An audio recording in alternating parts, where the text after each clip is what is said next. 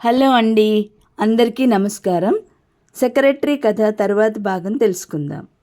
జయంతిని మిస్సెస్ కరుణాకరం ఇంటి దగ్గర దింపేసి శేఖరం క్లబ్కు వెళ్ళిపోయాడు.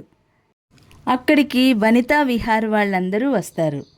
జయంతి హాలులో అందరికీ ఎడంగా ఓ మూల నిలబడి ఉంది. శేఖరం పార్టీ చివరిలో వచ్చాడు. ఇదేమిటి ఇక్కడే నిలబడిపోయారే? వెనక నుంచి ప్రమీల గొంతు విని ఉలిక్కిపడి చూసింది. వెనకాల శేఖరం కూడా ఉన్నాడు.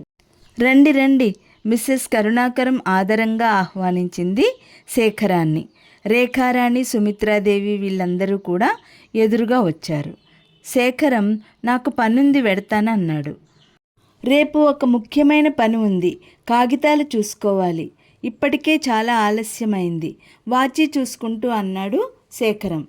రేఖారాణి శేఖరాన్ని తినేసేంత తీవ్రంగా చూస్తోంది. శేఖరం వాటిని గమనించలేదు. వాళ్ళెంత బలవంతం చేసినా కూడా శేఖరం వినలేదు. రా జయంతి అంటూ ప్రమీల చెవి పట్టుకుని మెలేస్తూ wish you a happy birthday madam అన్నాడు. బాబోయ్, ఇప్పుడే పుట్టిన పాపాయిని చెవి మెలిపెట్టకూడదు, దేవతలు శపిస్తారు అంది ప్రమీల. పర్వాలేదు, ఈ పాపాయి పుట్టగానే చీర కట్టుకుందిగా. అసలు మీరు బహుమతులు ఇవ్వనన్నారుగా. నువ్వు అసలు తీసుకోనన్నావుగా. ఇస్తే తీసుకోకుండా ఎలా? తీసుకుంటావని తెలిసి తేవడం మానేస్తే ఎలా? ఇద్దరి సంభాషణకి మిస్సెస్ కరుణాకరం మొహం ప్రసన్నమైంది. అందరికీ మరోసారి చెప్పేసి బయటకు వచ్చేశాడు. దోవ పొడుగున ఇద్దరూ మాట్లాడుకోలేదు. ఎవరి ఆలోచనలో వాళ్ళు ఉండిపోయారు. ఆ రాత్రి ఎంత ప్రయత్నించినా జయంతికి నిద్ర పట్టలేదు. మనసులో ఎవరో ఇక్కడి నుంచి వెళ్ళిపో అని అరవసాగారు. ఎక్కడికి వెళ్ళను, అతను వెళ్ళనివ్వడు, తెలియకుండా పారిపో, వెతికి పట్టుకోడు. అందుకని ఈ అశాంతిని భరిస్తూ బుర్ర పగలగొట్టుకొని పిచ్చిదాన్ని అవుతావా? పిచ్చిదాన్ని ఎందుకు అవుతాను? నేనేం అతని కోసం పాకులాడుతున్నానా? అతన్ని వల్లో వేసుకోవాలని ఆరాటపడుతున్నానా? నాకెందుకు భయం? మనసు మాట్లాడలేదు. ఇంకెప్పుడు అలా వాళ్ళ జోలికి వెళ్ళకు. సాధ్యమైనంత వరకు దూరంగా ఉండు, పట్టించుకోకు. జయంతి ఇంకా నిద్రపోలా? హఠాత్తుగా వినిపించిన ప్రశ్నతో ఉలిక్కిపడింది. గదిలో దీపం లేకపోయినా అవతల గదిలో నుంచి వస్తున్న వెలుగులో గుమ్మంలో శేఖరన్ నిలబడి ఉండడం కనిపించింది. నిద్రపోతున్నాను, దిండులో తల దూర్చుకుంటూ అంది. ఇందాకటి నుంచి గమనిస్తున్నా. దిండులో తలని ఎందుకలా పొర్లిస్తున్నావు? తలనొప్పిగా ఉందా? లేదు లేదు, నేను నిద్రపోతున్నాను. నిద్రపోయేవాళ్ళు నిద్రపోతున్నానని చెబుతారా? ఇప్పుడే మెలకువ వచ్చింది నాకు. అబద్ధం ఆడాల్సిన అవసరం ఏమొచ్చింది ఇప్పుడు? గదిలోకి వచ్చి లైట్ వేస్తూ అన్నాడు. వద్దు వద్దు, లైట్ తీసేయండి. ఎందుకు? వెలుగు చూడాలంటే అసహ్యం వేస్తోంది. మొన్నటిదాకా చీకటి చూస్తే భయంగా. జయంతి మాట్లాడలేదు. శేఖరం లైట్ తీసి దగ్గరగా వచ్చాడు. జయంతికెందుకో భయంతో గుండెలు కొట్టుకోసాగాయి. అతడొచ్చి మంచం మీద కూర్చుంటే, దగ్గరకు తీసుకుంటే గుప్పెళ్ళు బిగించి గుద్దుతుంది, గోళ్లతో పీకుతుంది, పళ్లతో కరుస్తుంది. నాకు అసహ్యం, నిన్ను చూస్తే బయటికి పో అని అరుస్తుంది. శరీరం బిగపట్టుకుని ఎదురుచూస్తోంది. కానీ అతను అలాంటిదేమీ చేయలేదు. కర్టెన్లు కూడా తీసి ఉంచావెందుకు? కిటికీలోంచి చలిగాలి వేయడంలా. నీ మంచం చాలా దగ్గరగా ఉంది, వేసేయనా కర్టెన్లు? సరిచేసి వెళ్ళిపోబోతూ క్షణంసేపు ఆగి, క్షమించు జయంతి, ఇంకెప్పుడు నిన్నలా ఒంటరిగా వాళ్లలోకి పంపను. నువ్వు ప్రమీలతో కొద్దిగా కులాసాగా కాలం గడుపుతావని ఆశించాను. నేను రాగానే ఒంటరిగా ఓ మూల నిలబడిపోయిన నిన్ను చూడగానే నాకు అర్థమైపోయింది, నువ్వు వాళ్లలో కలవలేవని. అని ఆగి, అదే మంచిదిలే అన్నాడు. మండిపోతున్న మనసు మీద మంచు వర్షం కురిసినట్టయింది. మనశ్శాంతి కోసం బలవంతాన్ని పంపితే మరింత అశాంతితో తిరిగి వచ్చావు. అదంతా మర్చిపో, నిద్రపో అన్నాడు మృదువుగా. జయంతికి హఠాత్తుగా ఏడుపొచ్చేసింది. అతని చేయి అందితే దాన్ని 2 చేతులతో పెనవేసుకొని పడుకుంటే నిశ్చింతగా నిద్రపడుతుంది అనుకుంది. శేఖరం మెల్లగా తలుపులు జారవేసి వెళ్ళిపోయాడు. తరువాత చాలాసేపటికి కానీ నిద్ర పట్టలేదు. అంతవరకు అతను మేలుకొని ఉన్నట్టు తలుపు సందుల్లోంచి వస్తున్న వెలుతురు చెప్పింది. గదిలో కిటికీ చువల్ని ఆనుకొని పరధ్యాసగా నిలబడి ఉంది జయంతి. ఇంతలో శేఖరం లోపలికి వచ్చాడు. అతన్ని చూసి మెల్లగా అక్కడి నుంచి వెళ్ళిపోబోయింది.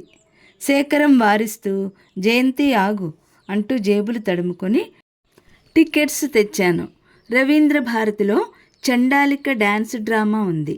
నువ్వు సునంద వెళ్ళండి. శివరాం కూడా వస్తాడు, ఫోన్ చేశాను అన్నాడు టిక్కెట్లు తీసి ఇస్తూ. శివరాం పేరు వినగానే జయంతి ముఖం వికసించింది. అతని మధ్య కనిపించి చాలా రోజులైంది. టిక్కెట్లు తీసుకొని వెళ్ళబోతూ, మరి మీరు అంది ఆగి. నేను రావడం లేదు. ఆగు, నేను కూడా రావాలా? చెప్పు. నువ్వు రమ్మంటే వస్తాను ప్రసన్నంగా ఆతృతని అణుచుకుంటూ అడిగాడు.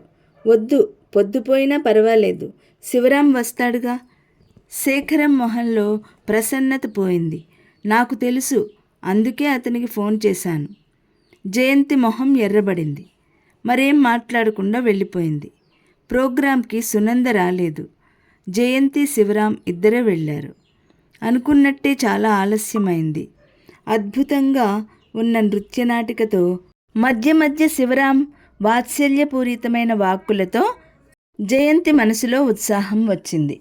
ఇంటికి తిరిగి వస్తుండగా, నీతో గడిపిన క్షణాల్లో నాకెంతో తృప్తి, మనశ్శాంతి కనిపిస్తోంది శివరాం అంది. అది నా అదృష్టం అన్నాడు. సంభాషణ ఆ పైన జరగలేదు. ఇంటికి వచ్చేసిన తర్వాత కారు దిగి మెట్లెక్కి తనతో పాటే లోపలికి వస్తున్న శివరాంని, లైట్లు లేవు, ఆయన ఇంకా తిరిగి రాలేదులా ఉంది అంది జయంతి. అయితే నే వస్తాను అని శివరాం ఆగిపోయాడు. నీకు నా కృతజ్ఞత ఎలా తెలియపరచాలో తెలియడం లేదు. శివరాం మౌనంగా ఊరుకున్నాడు. ఎప్పుడైనా నీ నుంచి ఏదైనా నాకు కావాలంటే కాదనవు కదూ? ఎప్పుడూ, ఎలాంటి పరిస్థితుల్లో కూడా ఎప్పుడూ అనను దృఢంగా అన్నాడు. థ్యాంక్స్. ప్రపంచంలో నీలాంటి మిత్రుడున్నాడని గుర్తుకొస్తే చాలా ధైర్యం అనిపిస్తుంది, ముఖ్యంగా ఇలాంటి పరిస్థితుల్లో. నాకంటే విలువైన వాళ్ళు మీకున్నారు, అది మీరు గుర్తించడం లేదు. జయంతి నిట్టూర్పు విడిచింది. పొద్దుపోతోంది, వస్తాను. సరే, మెనీ థ్యాంక్స్. జయంతి చేయి చాపింది. మీరు పదే పదే ఆ మాట అని నన్ను సిగ్గుపడేలా చేయకండి. వస్తా, గుడ్ నైట్. జయంతి చేతిని అంటనట్టు అందుకుని వదిలేసి వెళ్ళిపోయాడు. అతను కారు తిప్పుకొని గేటు దాటి వెళ్ళే వరకు అక్కడే నిలబడిపోయింది. కారు వెళ్ళిపోయింది. ఈరోజు ఎంత బాగా గడిచింది. తనెంత మూర్ఖురాలు.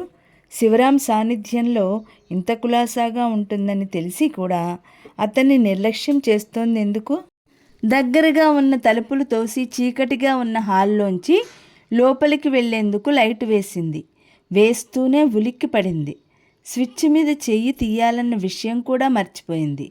హాల్లో మధ్యగా ఉన్న సోఫాలో శేఖరం వెనక్కి జారగిలబడి కూర్చున్నాడు.